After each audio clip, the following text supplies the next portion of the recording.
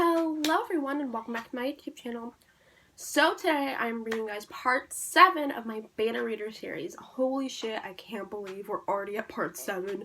That is fucking crazy. I feel like I just filmed my first video of the series, so the fact that we're already on part 7 is like, holy shit. So if you haven't seen the first 6 parts of this series, as usual, the playlist will be linked down below and up in the cards above if you want to go check it out, which you totally should. This series is amazing, and I'm not biased at all. So today we are talking all about how I use Discord to host my beta readers.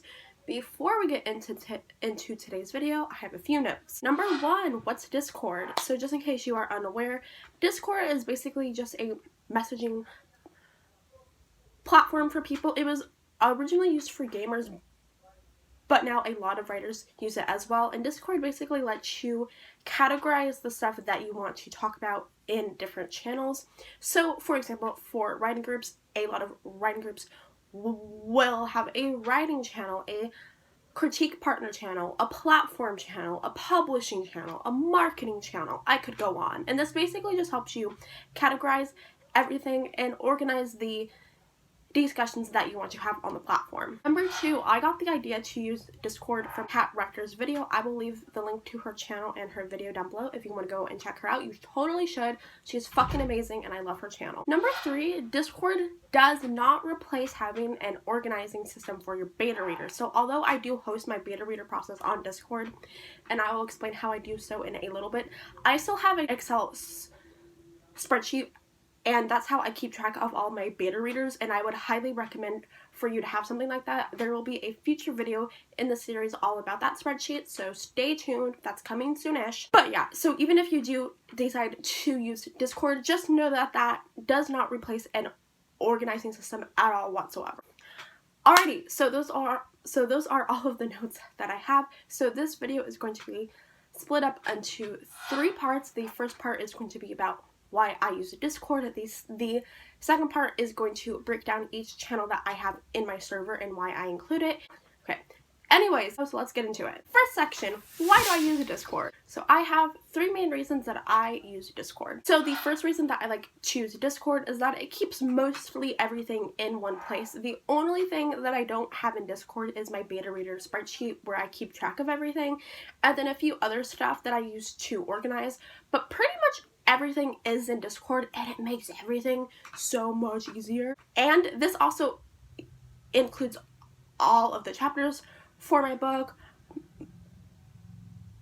and my introduction document and stuff like that, which we will get into later. So it just makes it a lot easier on me because I don't have to worry about sending all of that stuff to my beta readers and keeping track of like when I need to send the chapters and stuff like that. So it just makes things so much easier for me, and I really love it. And number 2, it's really easy to use. There are some platforms for like organizing stuff like this that are just annoyingly hard to use. So the thing that I love about Discord is that even if you're really new to the platform, it's honestly kind of hard to fuck it up. It's just really easy to use, and yeah, it's easy to use, and I appreciate that because my life is busy enough as it is. I don't need to try it and deal with a hard to use platform on top of that. And number 3, it creates kind of a community feel with your beta readers because they can talk with you and all of the other betas all in one place, and it can just be really nice, and they don't even have to talk about your book in the group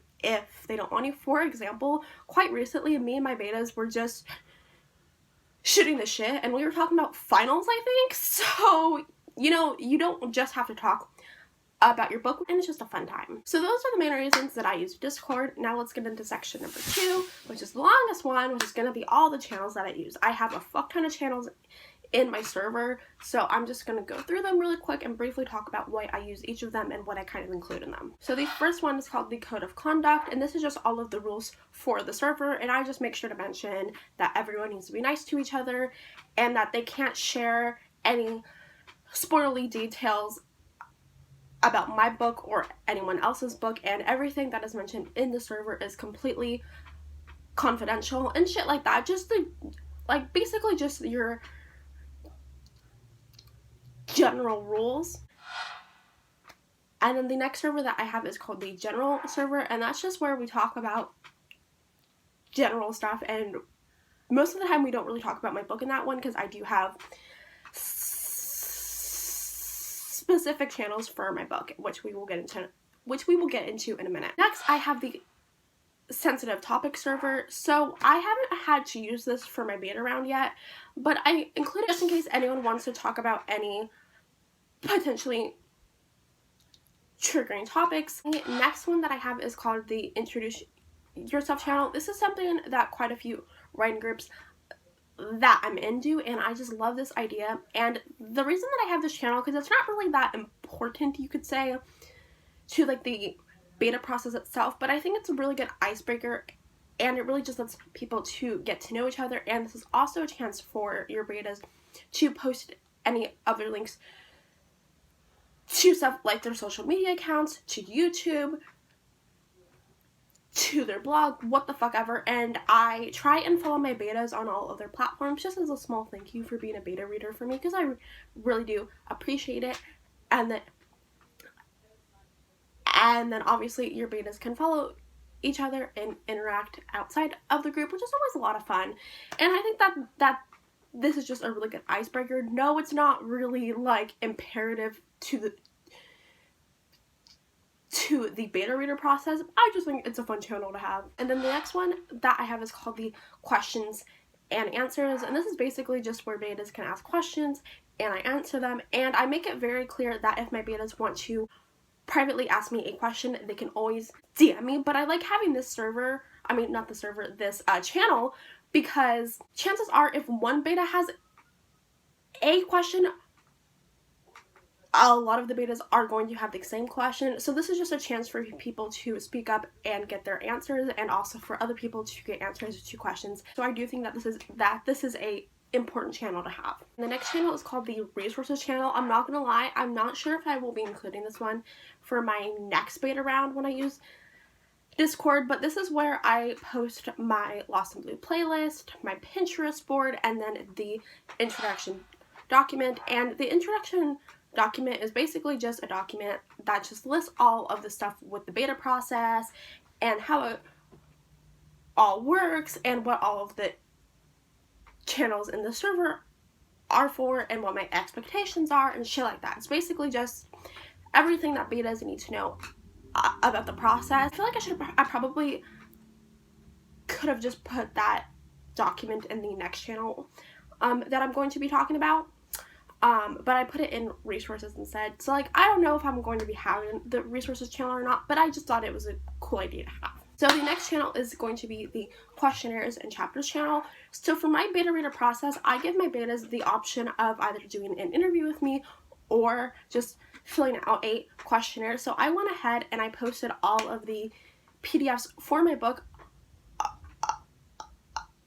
along with all of the questionnaires for all of the chapters. So I did have to make all of these prior to my beta process starting, but I think that's a really good way to do it. That way, if anyone wants to read ahead, they can just go ahead and obviously read ahead and fill out any of the questionnaires that they need to. And the next is the interviews channel. So I like to try and keep all of the interviews in that channel just because it's a lot easier for me when I'm sorting the feedback, because then I just have to scroll through the channel and I know that most likely all of the rest of the answers will be with the questionnaires. With that being said, there are some interviews that I do via DMs, and that's mostly because sometimes I'll be doing something and Discord won't give me the notifications if someone sends a message in the interview server, but it will give me the notification if someone DMs me. So most of the time, if the interview isn't in that channel, that is probably why. But I do also make it clear with my betas that if they're not comfortable with their answers being public to everyone in the server, we can always do it over DMs. But I don't think I have one beta right now who doesn't want everyone else to see their answers. So right now, most of them just take place in the interviews tab. And the next one is another one that you probably don't need, but I like to include, which is fan art. And one of my betas made like a mock cover for Lost in Blue. She actually made 2, I think. And those were so beautiful. Oh my god, I got so excited. It was awesome. So yeah, it's definitely not a channel that you're really gonna need. I mean, but it's fun to have just in case anyone wants wants to post any fan art. The next channel that I have is called the update channel, and this is just where if I have any updates or reminders that I want my betas to know, I will just put it in there. This is another channel that I'm not sure if I will be keeping, just because at this point, whenever I have updates, I usually just do it in general, and then I will tag everyone, because on Discord they have something that's called the @everyone tag, and if you use it, it just alerts everyone in the server of the notification. So at this point, if I have any updates or reminders, I just do it this way, and I don't do it in the update channel, just because I feel like no one was really checking that channel. I don't know, that might have just been like my wrong interpretations of it. I don't know. So from now on, I might not include it, but I did have it for this round, which is why I mentioned it in this video. And then the next channel that I have is called the general chapter discussions, and this is where any spoilery talks about Lost in Blue can take place. So yeah, basically anything that is not a spoiler to the book can be talked about in this channel. And then the next group of channels is the specific chapter discussions, and I do it for every batch of chapters that I send. So I have it from chapters 1 to 3, 4 to 6, 7 to 9, and so on and so forth. And these are the spoiler chapter discussions, and I make sure to tell all my betas to not check that channel until they finish the batch of chapters, because if they have only read chapter 7 and they check the channel and there's a spoiler for chapter 9, obviously they are going to get spoiled.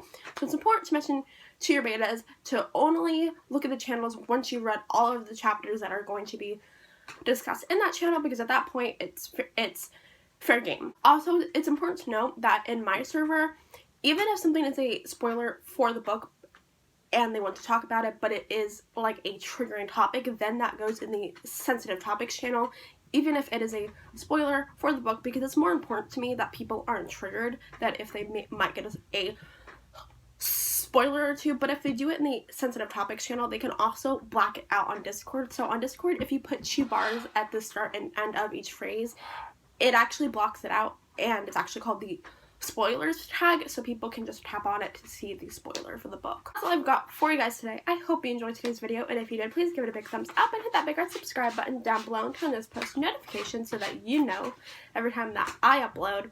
And I upload 3 times a week this month, so subscribe and turn on the bell so you know when I post. And that's all I have. Hope you enjoyed, and I'll see you in the next one.